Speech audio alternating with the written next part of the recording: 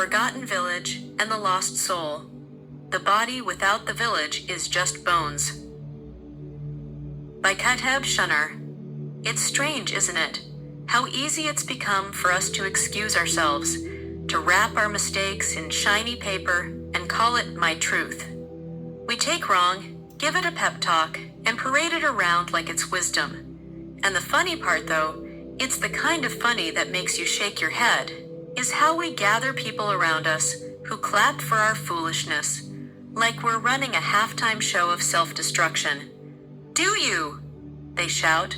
Live your best life. But when you look closely, that best life often resembles a slow march into quicksand with glitter sprinkled on top. We've managed to confuse freedom with recklessness and wisdom with stubbornness, and the sad part is, we call it progress. I remember when correction had a seat at the table, when Grandmama's voice carried more weight than 100 social media likes, when Father's eyes alone could settle you down before you even thought about running wild, when the neighborhood elder would wave you over, sit you on a rickety porch, and tell you straight, "Baby, you're wrong." Nobody sugarcoated it. Nobody clapped for your rebellion. And the beauty of it was you grew from it. Now it feels like all those voices got drowned out by the roar of, "Nobody can tell me nothing." That's the anthem these days. Rebellion got a marketing team, pride got its own billboards, and humility packed up and moved out. We used to have a village. And I don't mean just houses clustered together. I mean a living, breathing rhythm of people who understood that your joy was my joy, your struggle was my struggle, and your survival was tied to mine. In that village, you didn't need apps to feel connected. You needed a knock on the door, a pot of soup when you were sick, a prayer whispered on your behalf. Peace lived in that place. Belonging lived there. And faith wasn't something you carried alone. It was woven into the fabric of daily life. But now it's all about my. Johnny Gill sang it once, but we've turned it into our creed. We chant it like a chorus. My time, my money, my truth, my space. We forgot that the human body isn't one giant eye or one enormous hand. It's a collection of parts that only make sense together. When we cut ourselves off from one another, when we crown individualism as king, the body of humanity becomes a skeleton. The body without the village is just bones dry, disconnected, rattling with no heartbeat. We even have the nerve to put price tags on what should be sacred. We sell water knowing it's life itself. We charge people to survive, to be healed, to learn. Education, health, compassion, all treated like items in a store aisle. Picture this, a man gasping for breath, clutching his chest, and someone standing over him with a cash register. That's the madness we've normalized. And we smile while doing it, as if progress means making people pay for what God already gave freely. What is human anymore? I've thought about this, and the answer came to me almost like an acronym carved into my spirit. Hoarding, unchecked greed, material obsession, apathy, neglect. That's what too many of us have become. And we wonder why the world feels empty. Let me pause here because I want to share a story. Not one I read in a dusty book, but one that came to me like smoke rising from a fire I didn't light. A village once lived by a mighty river, a river that fed their crops, quenched their thirst, and bound them together. They knew the river was their life. But one day, a stranger came with bright clothes and jars of gold. He told them, "This river belongs to me now. If you want its water, you must pay." At first they laughed. Who could own water? Who could own life? But little by little, doubt crept in. Maybe he's right, they thought. Look at his wealth, his confidence. And slowly, they gave in. Mothers paid for cups of water for their children. Fathers bartered their tools for buckets. The stranger grew rich, and the people grew thirsty. There was one old woman, gray and stooped, but unshaken, who stood in the village square and cried out, "Fools! The river does not belong to him. It belongs to us all. We are the river, and the river is us." But they mocked her. They said she was old-fashioned, stuck in the past, resistant to progress. Years later, when drought struck, the stranger vanished, and the people, no longer a village, but fragments of suspicion and greed, turned against each other for the last drops. The river didn't dry because the heavens withheld rain. It dried because the people sold their soul for a lie. And isn't that us?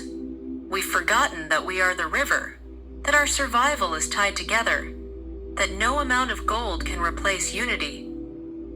The body without the village is just bones, and bones clatter, but they don't sing. Bones rattle, but they don't dance. Bones lie in the dust, waiting for the breath of the Creator to knit them back into life. But here's the hope. Even dry bones can rise. Even scattered people can become a body again if they remember who they are. I think often about the Creator's design. He didn't shape us to be lone wolves.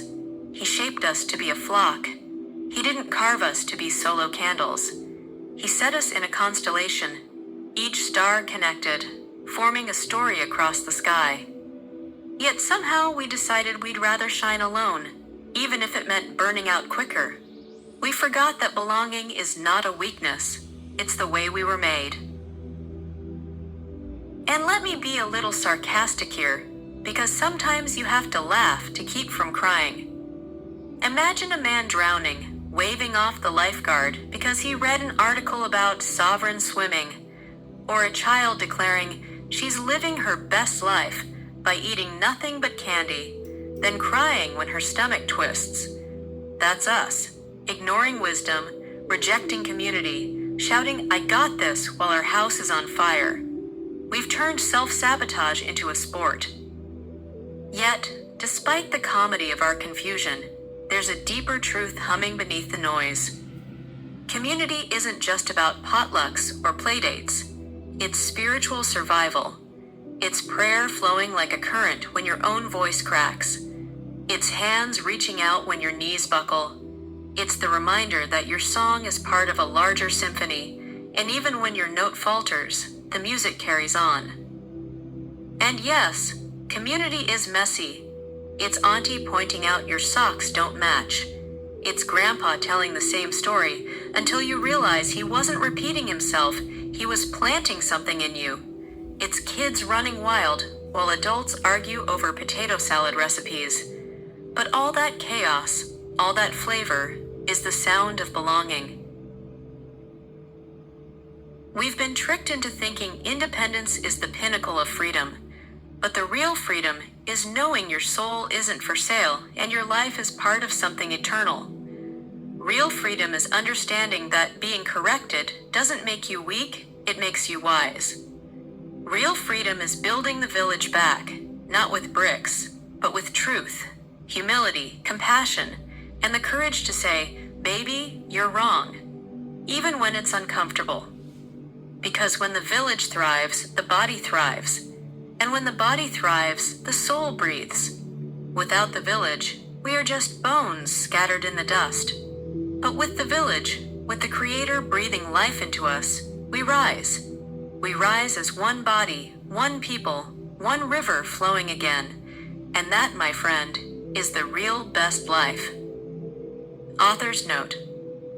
Dear reader, thank you for taking the time to journey with me through the forgotten village and the lost soul. The body without the village is just bones. Your willingness to pause, reflect, and share in my words means more than I can ever fully express. Writing is one thing, but knowing that someone out there is reading, feeling, and carrying these thoughts with them is what truly brings the work to life. If this reflection touched you in any way, I humbly ask that you continue to support me. Please share my blog, Heart Soul, with friends, family, and communities, whether through email, text messages, or social media platforms. Every share helps keep these reflections alive and places them in the hands and hearts of those who may need them most. If you would like to go a step further in helping sustain my work, I invite you to support me with a donation. Every contribution, no matter the size, is a seed that allows me to keep writing, creating, and pouring out reflections that I pray uplift and challenge us all to grow closer to our Creator and to each other. Thank you again for reading, for sharing, and for standing with me on this journey. May we all continue to build the village together. With gratitude and love, Kateb Shunner.